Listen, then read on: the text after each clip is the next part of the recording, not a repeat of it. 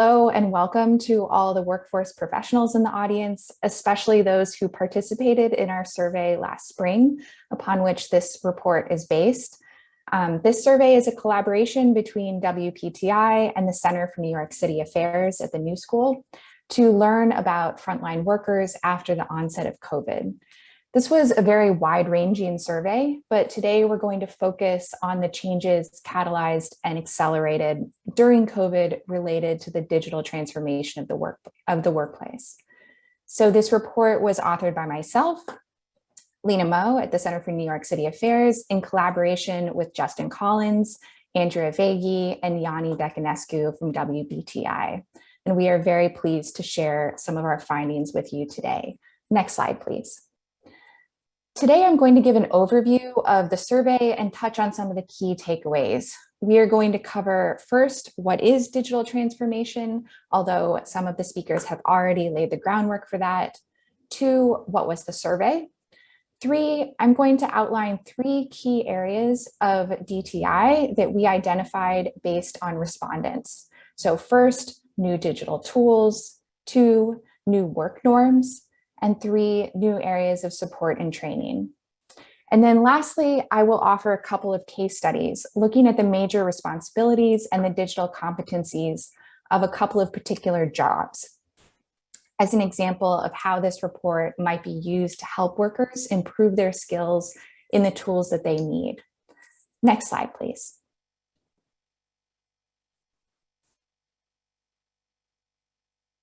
Okay, so what is digital transformation?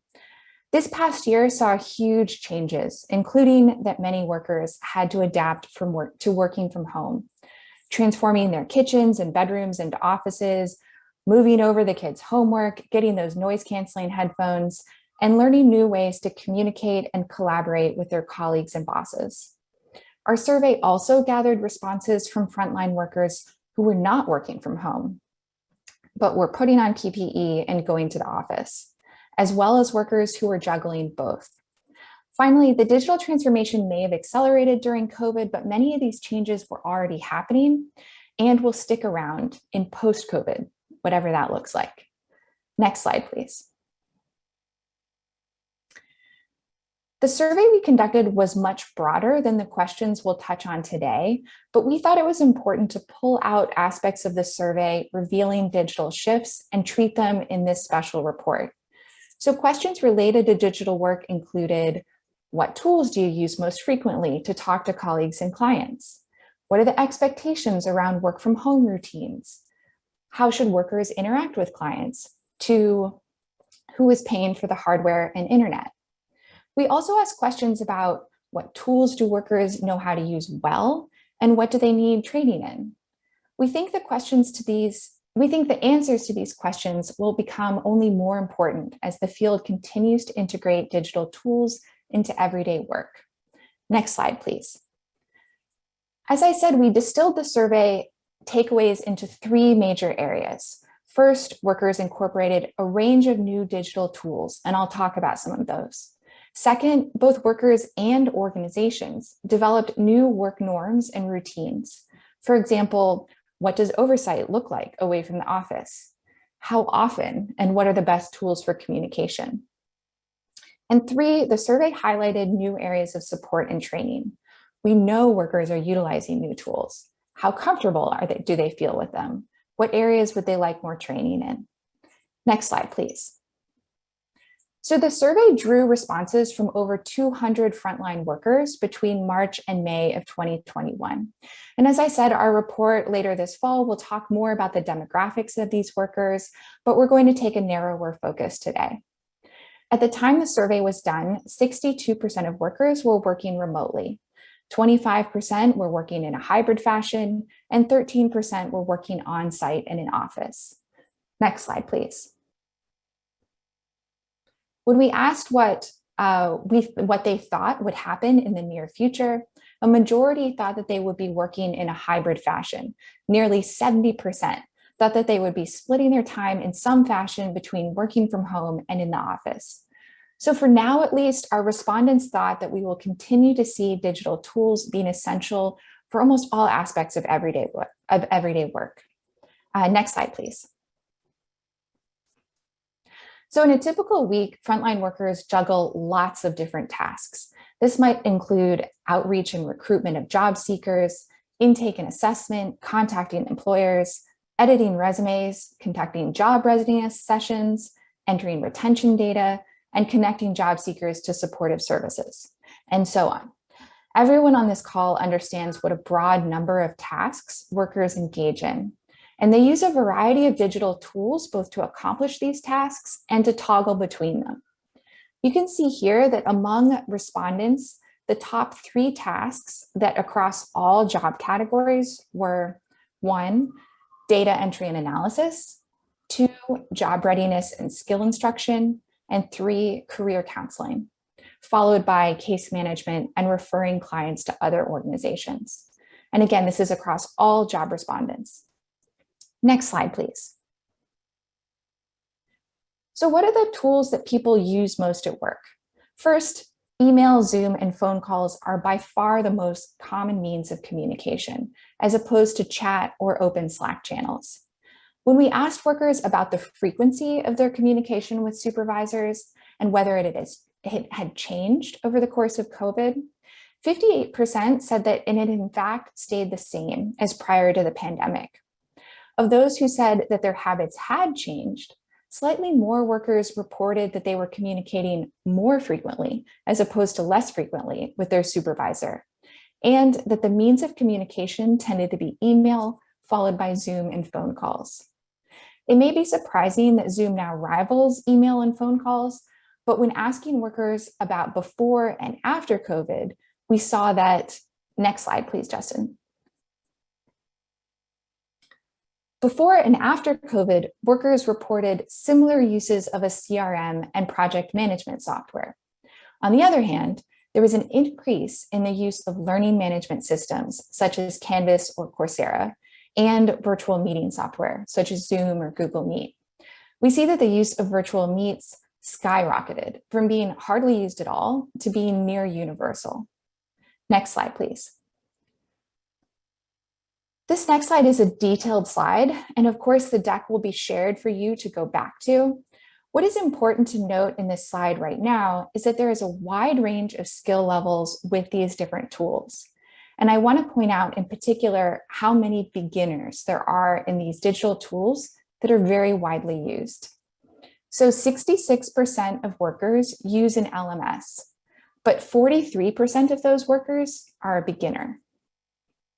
And half of workers use a CRM like Salesforce, but nearly 40% of those workers are a beginner. This highlights both LMS and CRM as areas where there is a skills gap in tools that are very frequently used. This highlights the skills gap that Brianna mentioned in her remarks.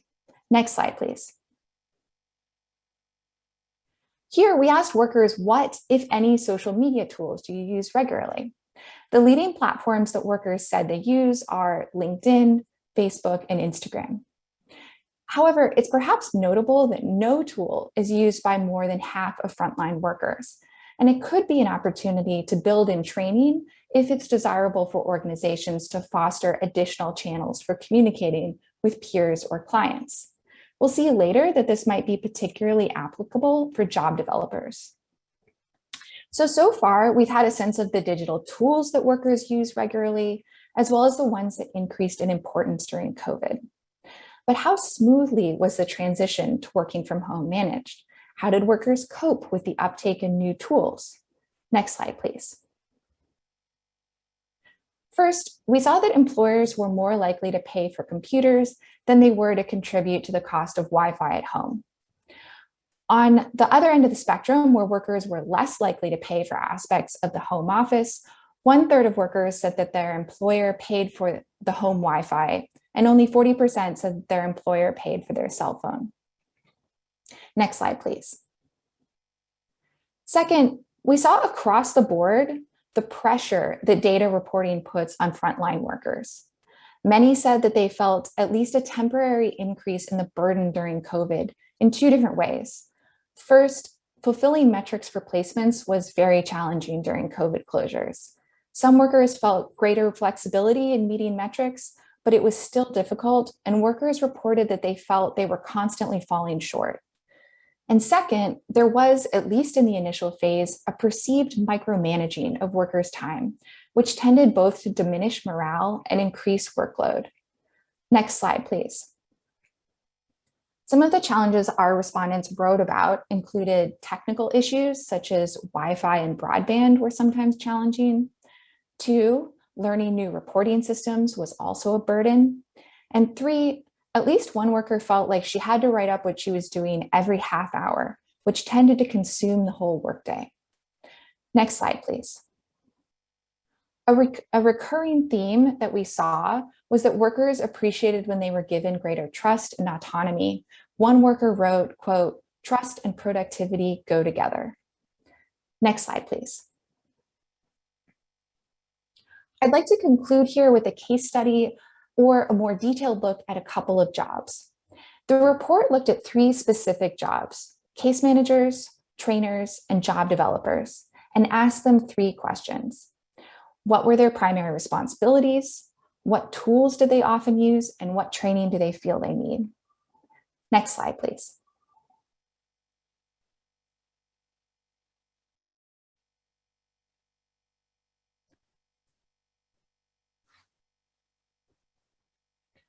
So we found that primary tasks and responsibilities closely tracked job titles. However, workers reported a range of additional responsibilities. Job developers also said that they often did career counseling, for example. Next slide, please. Additionally, though some areas of job responsibility overlapped, workers highlighted different areas of training needs and desires. So case managers listed PowerPoint, Google Docs, and Excel. Job developers identified social media, email, and Word. And instructors and trainers listed a CRM and LMS alongside Windows and Mac OS more broadly as their desired areas of digital education. Next slide, please.